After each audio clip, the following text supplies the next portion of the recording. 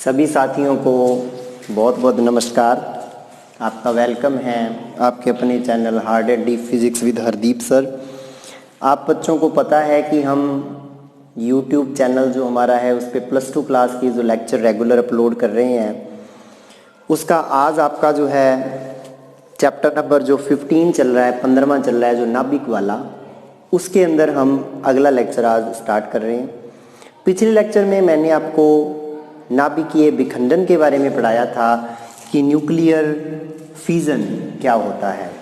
नाभिकीय विखंडन क्या होता है? भारी नाभिक जो होते हैं वो 2 या 2 से ज़्यादा हल्के नाभिकों में टूट जाते हैं, इसको कहते हैं नाभिकीय विखंडन। आज जो पढ़ने वाले हैं, आज हम आपको पढ़ाने वाले हैं श्रृंखला अभिक्रिया। श्रृंखला अभिक्रिया आपने एक चीज़ देखी थी कि जो एक यूरेनियम होता है, ज़रा श्रृंखला अभिक्रिया को पहले हम समझते हैं। ये मान लीजिए यूरेनियम था और मैं आपको ये भी बता चुका हूँ कि 92 यूरेनियम 235 ही विखंडन के लिए अच्छा होता है, उपयोगी होता है। 92 यूरेनियम 234 और 92 यूरेनियम 238 नहीं होते। 234 तो होता ही बहुत कम मात्रा में है पृथ्वी पर, उसको छोड़ देते हैं। और 238 जो होता है उसके लिए 1.1 मिलियन इलेक्ट्रॉन वोल्ट एनर्जी वाले न्यूट्रॉन चाहिए अगर हमें उसको तोड़ना है तो। और ये वैल्यू भी जो होती है बहुत ज़्यादा होती है, इसलिए इसको भी अपने क्या कर देते हैं, नेगलेक्ट कर देते हैं। तो ये एक बचता है।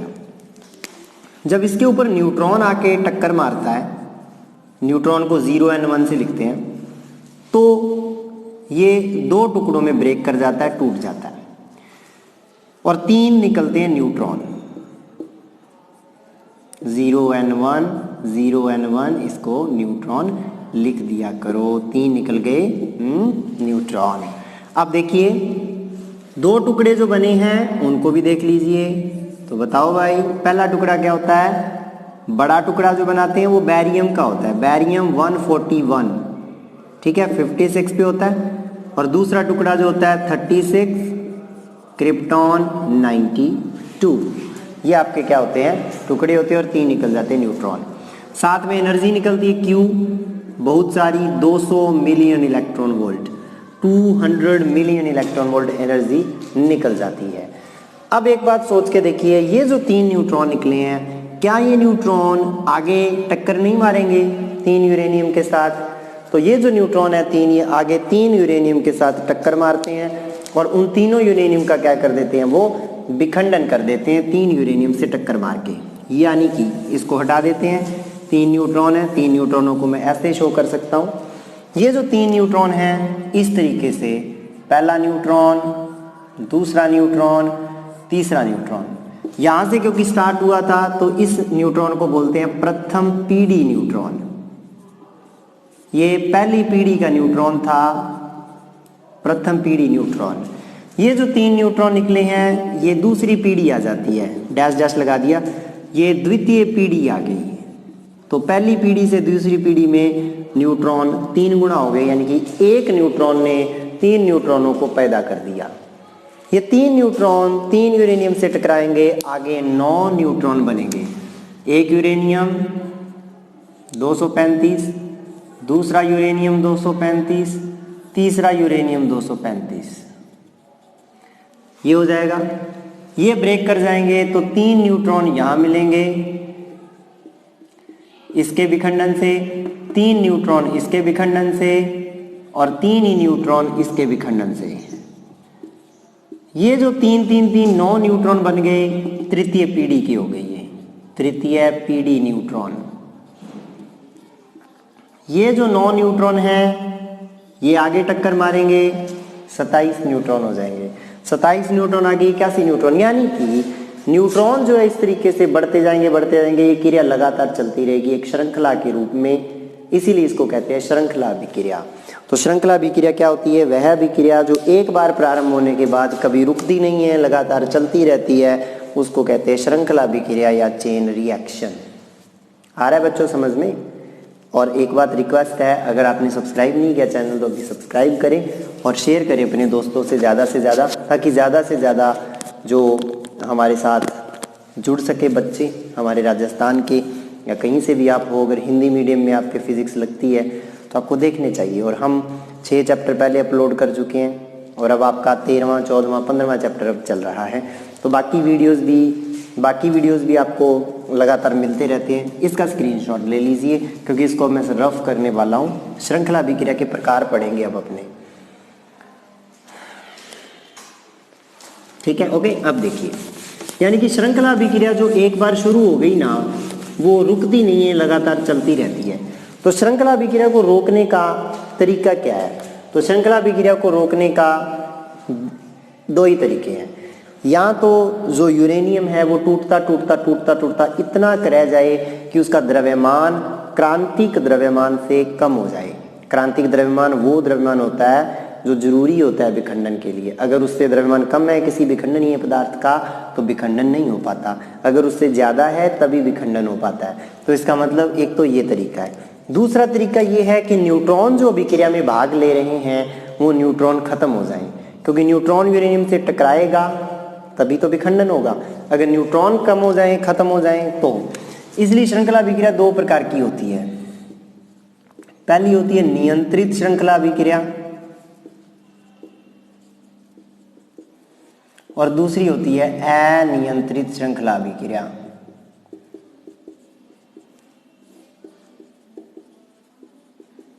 नियंत्रित श्रृंखला अभिक्रिया वो अभिक्रिया होती है जो बिल्कुल नियंत्रण में चलती है। कहने का मतलब नियंत्रित श्रृंखला अभिक्रिया वो अभिक्रिया है जिस अभिक्रिया के अंदर एक न्यूट्रॉन ही बचता है, बाकी 2 न्यूट्रॉन जो एक्स्ट्रा निकल रहे हैं उनका अब्जॉर्प्शन हो जाता है, उनका अवशोषण हो जाता है। कहने का मतलब औसतन 1 न्यूट्रॉन भाग ले अगर अभिक्रिया में तो वो नियंत्रित रहती है, यानी कि ब्लास्ट नहीं होता, नियंत्रित तरीके से चलती रहती है, यानी कि हमारे काम की है, रचनात्मक कार्यों में उपयोग होती है। जैसे नाभिकीय भट्टी, न्यूक्लियर रिएक्टर जिसको कहते हो, न्यूक्लियर रिएक्टर, तो इसको आपने इंग्लिश में भी याद रखना है, न्यूक्लियर रिएक्टर या नाभिकीय भट्टी। और वो अभिक्रिया जो एक बार चलने के बाद कभी रुकती नहीं है, क्योंकि उसमें तीनों न्यूट्रॉन काम में आ जाते हैं। इसमें तो 1 न्यूट्रॉन ही रखते हैं, इसमें तीनों न्यूट्रॉन काम में आ जाते हैं। वो होती है अनियंत्रित श्रृंखला अभिक्रिया। और वो ये अभिक्रिया होती है परमाणु बम में, एटम बॉम्ब के अंदर ये रिएक्शन होती है, परमाणु बम के अंदर ये अभिक्रिया होती है। अब बात करते हैं, एक पॉइंट आता है न्यूट्रॉन पुनर्उत्पादन गुणांक, या इसको कहते हैं न्यूट्रॉन गुणन गुणांक। अगर ये आपको नहीं ना आता तो फिर समस्या हो जाएगी। न्यूट्रॉन पुनरुत्पादन गुणांक या न्यूट्रॉन गुणन गुणांक के से लिखते हैं इसको। तो आप सीधा ध्यान रखो कि पीछे वाली पीढ़ी में 1 न्यूट्रॉन था, आगे वाली पीढ़ी में 3 बन गए, उसके आगे वाली में 9 बन गए, तो यही न्यूट्रॉन पुनरुत्पादन गुणांक होता है, जिसको कहते हैं किसी पीढ़ी में न्यूट्रॉनों की संख्या। जब इसको ध्यान से समझोगे पता चल जाएगा आपको क्या करवा रहा हूं मैं। किसी पीढ़ी में न्यूट्रॉनों की संख्या, भाग दे देंगे उससे पिछली पीढ़ी में, उससे पिछली पीढ़ी में न्यूट्रॉनों की संख्या, उससे पिछली पीढ़ी में न्यूट्रॉनों की संख्या। तो किसी एक पीढ़ी में न्यूट्रॉनों की संख्या बटे उससे पिछली पीढ़ी में न्यूट्रॉनों की संख्या, यानी कि किसी पीढ़ी में न्यूट्रॉनों की संख्या 1 थी, 3 थी, तो उससे पिछली में 1 था तो 3/1, 9 हो गई, तीसरी अगली पीढ़ी में 9 होगी, तृतीय पीढ़ी में उससे पिछली में क्या थी 9, पीछे 3 थी तो 9/3, तो 3 आ रहा है। औसतन इसका मान 2.5 होता है। अब देखिए नियंत्रित श्रृंखला अभिक्रिया, ये 2018 में एक क्वेश्चन आया था आरबीएससी बोर्ड में, हमारे राजस्थान बोर्ड में, कि वो अभिक्रिया जो एक समान गति से चलती है, वो अभिक्रिया जो एक समान गति से चलती है, यानी कि जो नियंत्रित रहती है एक समान, उसके लिए के का मान बताइए। तो याद रखना 1 होता है। मैंने क्या बोला कि नाभिकीय अभिक्रिया में, जो श्रृंखला अभिक्रिया में जो नियंत्रित श्रृंखला अभिक्रिया होती है नियंत्रित श्रृंखला अभिक्रिया वो अभिक्रिया होती है जिसके अंदर हर बार हर पीढ़ी में एक ही न्यूट्रॉन काम में लिया जाता है। तो इसका मतलब बाकी अवशोषित हो जाते हैं, ऊपर भी एक पीढ़ी में न्यूट्रॉन भी एक, अगली पीढ़ी में भी एक, तो 1/1 तो k का मान 1 होता है, ये पूछा गया था। उदाहरण याद रखना, नियंत्रित का नाभिक बट्टी, अनियंत्रित का परमाणु बम। तो अनियंत्रित में क्या हो जाएगा, k ग्रेटर देन 1 हो जाएगा, क्योंकि आगे वाली पीढ़ी में पीछे वाली पीढ़ी से क्या है, ज्यादा न्यूट्रॉन है। अब आगे वाली पीढ़ी में पीछे वाली पीढ़ी से ज्यादा न्यूट्रॉन है तो k क्या हो जाएगा, greater than 1, k greater than 1 हो जाएगा। तो अनियंत्रित श्रृंखला अभिक्रिया में k ग्रेटर देन 1 क्यों, यहां से देख लीजिए, किसी एक पीढ़ी में न्यूट्रॉनों की संख्या उससे पिछली पीढ़ी में, अगर पिछले पीढ़ी में न्यूट्रॉन कम है, ऊपर वाली अगली पीढ़ी में ज्यादा है, तो इसका मतलब k क्या हो जाएगा, ग्रेटर देन 1, तो वो अभिक्रिया हो जाएगी अनियंत्रित। और अगर अभिक्रिया को रखना है नियंत्रित तो k को रखेंगे 1। अगर k लेस देन 1 हो जाए, 1 से छोटा हो जाए, तो क्या हो जाएगा, आप खुद देख लीजिए, इस पूरी टर्म को लेस देन 1 कर दीजिए, कर दिया, लेस देन 1 लगा दिया, ये चीज उधर जाएगी, ये चीज उधर जाएगी, जब ये चीज उधर जाएगी, देखो किसी पीढ़ी में न्यूट्रॉनों की संख्या कम हो जाएगी उससे पिछली पीढ़ी से, यानी कि आगे आने वाली पीढ़ी में, इसको ऐसे भी लिख सकते हो, आगे वाली पीढ़ी में न्यूट्रॉनों की संख्या, आगे वाली पीढ़ी में और पीछे वाली पीढ़ी में, आगे वाली पीढ़ी में न्यूट्रॉन कम होते जा रहे हैं पीछे से, तो धीरे धीरे न्यूट्रॉन खत्म हो जाएंगे, क्योंकि आगे वाली पीढ़ी में कम है, पीछे वाली में ज्यादा है, पीछे वाली में 10 थे, आगे वाली में 8 रह गई, तो 8/10, 1 से छोटा आ गया। आगे वाली में 12 है, पीछे वाली में 15 थे, 15/12/15 कम हो गया 1 से, तो ये कम होते जाएंगे धीरे धीरे, तो न्यूट्रॉन अंततः खत्म हो जाएंगे। न्यूट्रॉन ही खत्म हो गए तो अभिक्रिया बंद हो जाएगी। तो इस तरीके से अभिक्रिया 2 प्रकार की होगी, नियंत्रित और अनियंत्रित। नियंत्रित में नाभिकीय भट्टी, अनियंत्रित में परमाणु बम। अनियंत्रित में k 1 से बड़ा होता है, नियंत्रित में k 1 से छोटा, नियंत्रित में k 1 के बराबर होता है। k 1 से छोटा हो जाता है तो अभिक्रिया क्या हो जाती है, धीरे धीरे चलते चलते बंद हो जाती है। तो दोस्तों डिस्क्रिप्शन में जाइए और डिस्क्रिप्शन में जाके वहाँ से आपको लिंक मिलेगा टेलीग्राम का, ज्वाइन कर लीजिए, ताकि टेलीग्राम लिंक ज्वाइन करने के बाद आपको नोट्स वहाँ से मिल जाते हैं। तो ये श्रृंखला अभिक्रिया के बारे में हमने स्टडी कर लिया। तो दोस्तों ये श्रृंखला अभिक्रिया थी। अब हमारे पास 2 चीज़ें आती हैं, एक तो हो गया परमाणु नाभिकीय भट्टी और एक हो गया परमाणु बम। तो उन दोनों को हमें बारी बारी से पढ़ना है। अब सबसे पहले हम पढ़ लेते हैं परमाणु बम के बारे में, यानी कि अब हमारे पास 2 चीज़ें आ गई। तो अनियंत्रित श्रृंखला अभिक्रिया कौन सी होती है, जिसमें एक से ज़्यादा क्या काम आते हैं, एक से ज़्यादा हमारे पास क्या होते हैं, अनियंत्रित श्रृंखला अभिक्रिया में k का मान 1 से ज़्यादा होता है, आगे वाली पीढ़ी में पीछे वाली पीढ़ी से ज़्यादा न्यूट्रॉन होते हैं, वो अनियंत्रित श्रृंखला अभिक्रिया होती है।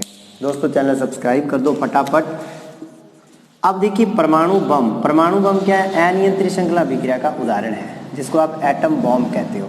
और हमेशा ध्यान रखना एटम बॉम्ब के लिए k की वैल्यू ग्रेटर देन 1 होती है।